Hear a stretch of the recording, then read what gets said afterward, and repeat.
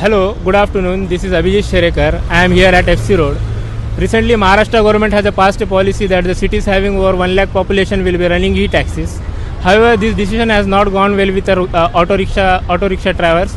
They have said that they will stage a protest if Maharashtra government will go forward with this policy. As Baba Kamble, Maharashtra Auto Rickshaw president, has said that now we will go and let's see how auto rickshaw workers are seeing this decision and how it will impact their business.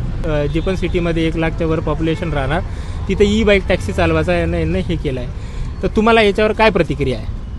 नाही, पहिली गोष्ट म्हणजे ते E बाईकचा तो issue वेगळा आहे.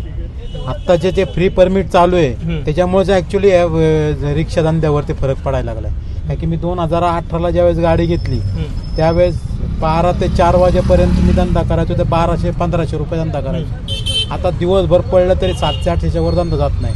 का तर रिक्षा रोडवरती वाढलेले आहेत आणि त्या वाढल्यात का तर फ्री परमिट चालू आहे. अजूनही परमिट चालू आहेत. फ्री परमिट म्हणजे काय? परमिट द्यायचं अजून बंद केलेलंच नाही ना. परमिट द्यायला परमिट अजून चालूच आहेत. परमिट चालू असल्यामुळे कुणीही रिक्षा घ्यायला लागले. जे जॉबला पाहिजे ना जॉबला असणारा माणूस पण रिक्षा घेतोय.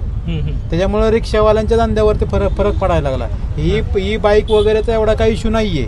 हा इश्यू असा आहे की जे परमिट चालू असल्यामुळे अजूनही कुणीही रिक्षा घेत आहे.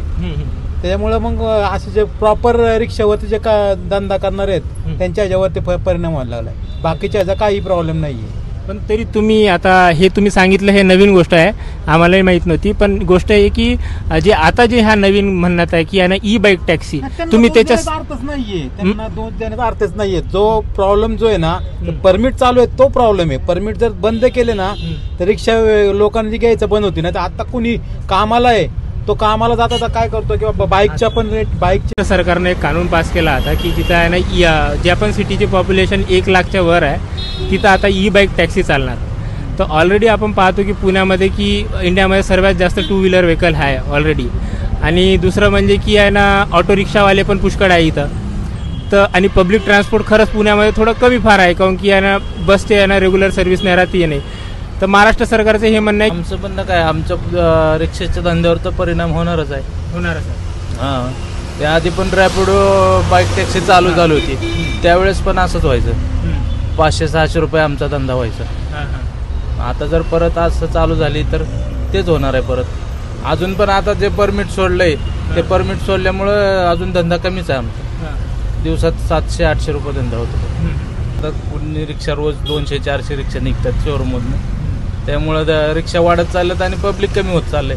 ट्रान्सपोर्ट वाढतही जास्त, कमी नाही होत ट्रान्सपोर्ट. आता कॅबचं झालं, कॅब वाढत आहेत, रिक्षा वाढत आहेत, परत बाईक टॅक्सी वाढत आहेत, मेट्रो चालू झाली. पब्लिकला तर भरपूर ऑप्शन आहे. बाबा कांबळे महाराष्ट्र ऑटो रिक्षा पंचायतचे जे अध्यक्ष आहेत त्यांना म्हटलं आहे की आम्ही ह्या महाराष्ट्र गव्हर्नमेंटच्या या निर्णयाचा विरोध करणार. जर महाराष्ट्र गव्हर्नमेंटनं हा निर्णय वापस नाही घेतला तर आम्ही आहे ना सगळे युनियनची स्ट्राईक करू आणि ते आहे ना महाराष्ट्र गव्हर्नमेंटला मजबूर करू की आम्ही आहे ना तुम्ही आहे ना ह्या रद्द करावा पॉलिसी. तर तुम्ही समर्थन करता का त्यांच्या या गोष्टीचा? धन्यवाद दादा, thank you. So we have seen that apart from e-taxi there are various other problems which auto rickshaw drivers are facing. The e-permit system, the permit system problem is very persistent and definitely auto rickshaw workers are not in tune with this policy. They are expressing their deep concern over the issue that will impact their business and traffic management in Pune city. The video journalist Nandakumar Patil, I Abhijit Sherekar, FC Road, Pune. With video journalist Nandakumar Patil, I Abhijit Sherekar, FC Road, Pune.